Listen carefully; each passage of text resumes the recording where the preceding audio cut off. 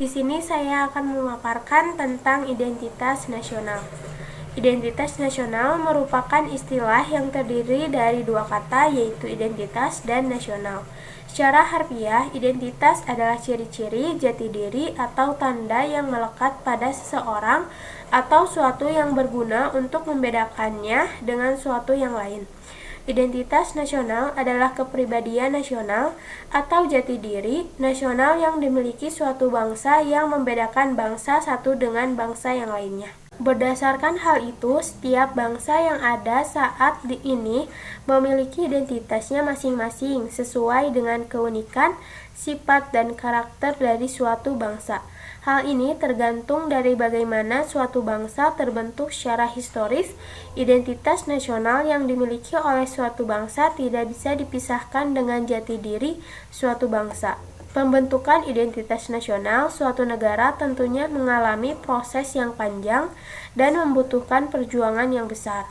Hal ini karena identitas nasional adalah sebuah hasil dari kesepakatan masyarakat tentang identitas nasional di sebuah negara tentu saja bisa terjadi. Umumnya setiap kelompok masyarakat menginginkan identitasnya diangkat menjadi identitas nasional. Hal ini yang menyebabkan sebuah negara yang baru merdeka akan mengalami perbedaan dan pertikaian yang berlarut-larut. Adapun contoh dari identitas nasional di Indonesia yaitu Lagu Kebangsaan Indonesia. Pada pasal 36B Undang-Undang Dasar 1945 berbunyi, lagu kebangsaan ialah Indonesia Raya. Lagu Indonesia Raya dipilih menjadi lagu kebangsaan Indonesia.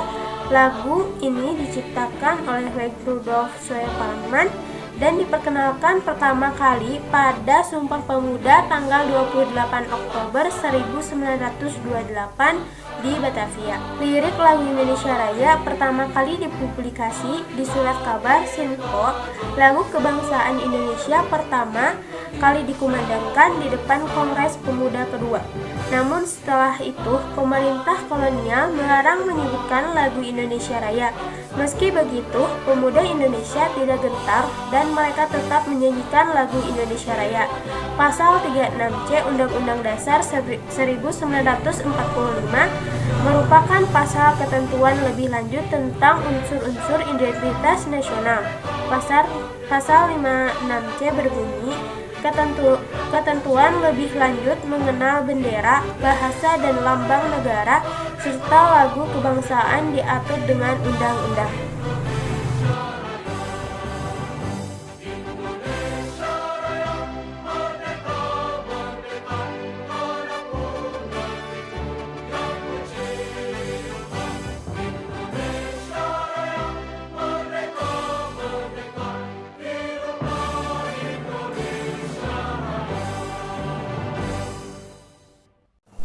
Lalu contoh identitas nasional yang kedua adalah bendera negara kita Indonesia adalah sang merah putih.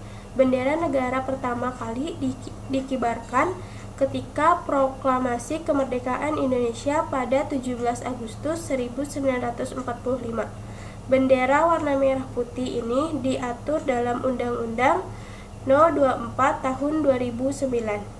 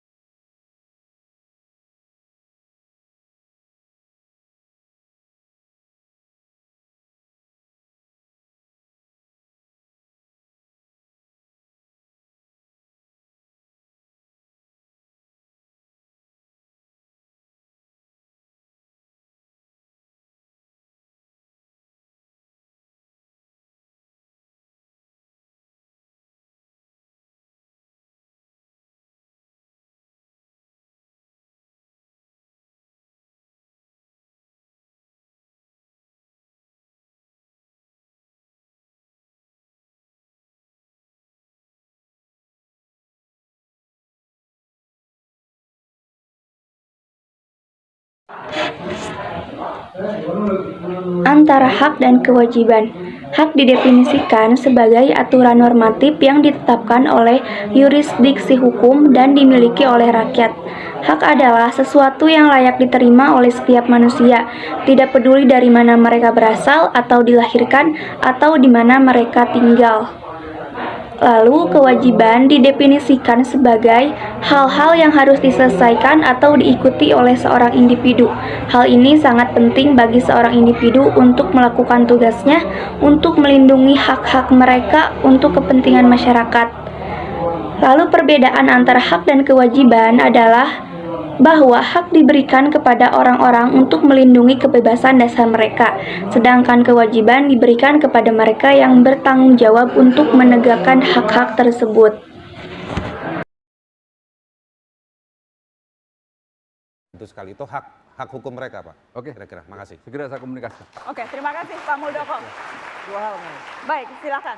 Ya, untuk aparat ya, yang pertama saya rasa perlu mempertimbangkan kembali terkait dengan etis yang menyampaikan ke publik bahwa saat ini ada banyak korban-korban mahasiswa. Tapi yang diumumkan justru aksi-aksi ini ditunggangi dan sebagainya. Alih-alih berbicara tentang bagaimana memulihkan korban, bagaimana meniadakan kerusuhan ini, tapi justru yang dibaca atau yang dikomunikasikan ke publik adalah tentang kerusuhan. Bagi saya itu satu hal yang tidak berperasaan. Seorang massa aksi yang sedang sakit justru dituduh adalah massa aksi yang ditunggangi. Itu yang pertama. Yang kedua, saya ingin ya tadi, violence beget violence. Kekerasan hanya akan menghasilkan kekerasan. Maka dari itu, ayolah gunakan cara-cara yang lebih humanis supaya tidak lebih Kalau banyak tadi korban. dikatanya kembali ke kampus saja, tidak usah demo lagi. Ya, saya menunggu sekali karena memang tadi kita banyak membahas tentang komunikasi publik yang mungkin masih kurang baik. Artinya dari pernyataan Pak Muldoko ini, kami dari mahasiswa dan segenap masyarakat Indonesia tentu sangat menanti sekali kapan kita bisa berbicara langsung dengan perwakilan rakyat kita baik di DPR maupun dari Pak Presiden sendiri. Atau gini Mbak Nana, atau gini. Atau daripada capek keliling kampus, kita langsung ngomong di istana aja. Ya. Gitu, kalau kita aksi, diterima aja. Setiap saat, nggak ada masalah. Oh siap ya? Oh iya. Setiap Kita saat. tagih. Kita tagih ya. Dengan Oke. senang hati. Ya. Oke, baik, baik. Yang jelas memang ada maklumat tuntaskan reformasi. Saya ingin berikan waktu terakhir di Mata Najwa episode ini untuk para mahasiswa membacakan maklumat tuntaskan reformasi. Baik. Silakan berdiri. Dan bagi teman-teman yang juga merasa tuntutan mahasiswa ini menyuarakan aspirasi teman-teman, silakan berdiri untuk menunjukkan dukungan. Oke. Jadi bareng-bareng. Aku ini ngebacain kan? Kalian pakai, kan udah. Aku bacanya. Oke, satu. Maklumat tuntaskan reformasi. Maklumat tuntaskan reformasi. Satu. Satu. Restorasi upaya pemberantasan korupsi, kolusi dan nepotisme. Restorasi upaya pemberantasan korupsi, kolusi dan nepotisme. Dua. Dua. Restorasi demokrasi, kebebasan berpendapat dan pemenuhan HAM. Restorasi demokrasi, kebebasan berpendapat dan pemenuhan HAM. Tiga. Tiga. Restorasi reforma agraria, perlindungan SDA dan tenaga kerja. Restorasi reforma agraria, perlindungan SDA dan tenaga kerja. Empat. Empat. Restorasi kesatuan bangsa, hapuskan diskriminasi dan timpangan. Restorasi kesatuan bangsa, hapuskan diskriminasi dan ketimpangan. Hidup mahasiswa! Hidup rakyat Indonesia! Lawan koruptor! Terima kasih sudah hadir di Mata Najwa.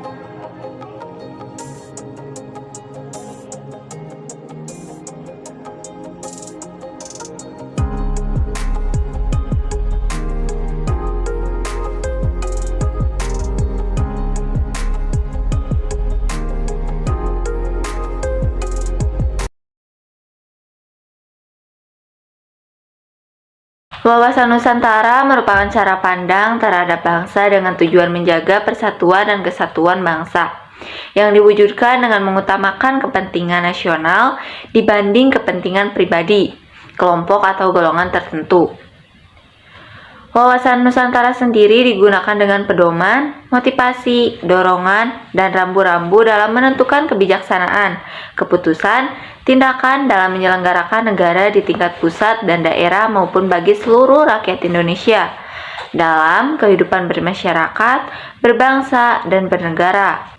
Adapun pengertian wawasan Nusantara secara etimologi, yaitu berasal dari bahasa Jawa, awas yang berarti pandangan, nusa yang berarti kesatuan atau kepulauan, dan antara yang bermakna dan samudra. Jadi pengertian secara umum dari wawasan Nusantara adalah cara pandang atau cara melihat kesatuan kepulauan yang terletak di antara Asia dan Australia, juga dua samudra, Hindia dan Pasifik. Adapun wawasan Nusantara menurut dokumen ketetapan MPR tahun 1999 menyatakan wawasan Nusantara adalah cara pandang dan sikap bangsa mengenai diri dan lingkungannya yang serba beragam dan bernilai strategis dalam mengutamakan persatuan dan kesatuan bangsa serta wilayah dalam menyelenggarakan kehidupan bermasyarakat, berbangsa, dan bernegara dengan tujuan mencapai tujuan nasional.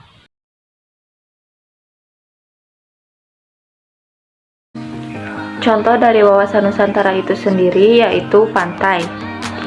Pantai merupakan salah satu wawasan Nusantara yang merupakan mata pencarian para masyarakat yang berada di daerah pantai itu sendiri, yang berada di sana. Biasanya para nelayan akan mencari ikan untuk dikonsumsi atau untuk dijual. Selain itu, air laut juga dapat menjadi garam.